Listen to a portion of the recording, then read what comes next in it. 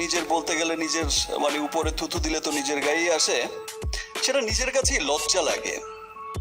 বুবলির হুমকি এবং চক্রান্ত নিয়ে এবার মুখ খুললেন ঢালিউড সুপারস্টার সাকিব খান। এবার যেন আর চুপ থাকবেন না, এমনটাই বলেছেন ঢালিউড কিং। তবে সুপারস্টার সাকিব খানকে ইনভাইট করা হয়েছিল যমুনা টিভির একটি প্রোগ্রামে। সেখানে উপস্থাপক প্রশ্ন করেছিলেন সাকিব খানকে, বুবলিকে নিয়ে আপনার কোনো মন্তব্য আছে কিনা। উত্তরে সাকিব খান বলেন, ওকে নিয়ে আমার বলার কিছু নেই, আর ওকে নিয়ে কি বা বলবো, আসলে উপরে থুতু ফেললে তো নিজের গায়ে পড়ে। এমন মানুষ এমন এমন উক্তি করে সিনেমার ব্যাপারে, যে সিনেমাটা এত নিম্ন জায়গায় নিয়ে যাচ্ছে, মানে কি বলবো সেটা আর নিজের বলতে গেলে নিজের মানে উপরে থুতু দিলে তো নিজের গায়েই আসে, সেটা নিজের কাছেই লজ্জা লাগে।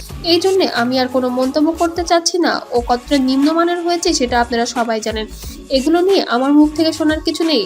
সবাই ভক্ত শ্রোতারা সবাই ফোন ব্যবহার করে, টিভি দেখে, তারা সবকিছুই জানে এবং সবকিছুই বোঝে। তবে অপু বিশ্বাসকে নিয়ে প্রশ্ন করায় সে যেন হেসে বলল, ওর ছবি তৈরি করা আপনারা কি দেখেছেন? কত সুন্দর করে মার্জিত করে করেছে। আমরা যতবার একসঙ্গে থাকি এগুলো নিয়ে আলোচনা করি এবং আমরা চাই ইন্ডাস্ট্রি আর সুফল বয়ে আনুক।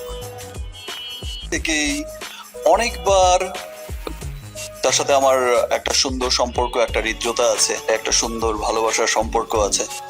তো সিনেমা নিয়ে বহুবার কিন্তু তার সাথে আমার কথা হয়েছে। আমি শুধু মানুষটার কথা শুনতাম বিভিন্ন সময়, হয়তো যতবারই আমরা একসাথে বসেছি, ডিনারে বসেছি, এবং আমরা গর্ব নিয়ে বলি, দেখেছো কি বানিয়েছে, wow what a film man. তো আমি শালা খুব ভাগ্যবান মনে করছি নিজেকে। ইয়েস আমরা কি যে আমি আসলে খুব ভালো একটা স্ট্রোক ধরেছিলাম, ভালো ঘোড়াই রাতটা লাগিয়েছি ভাই। শাকিব খান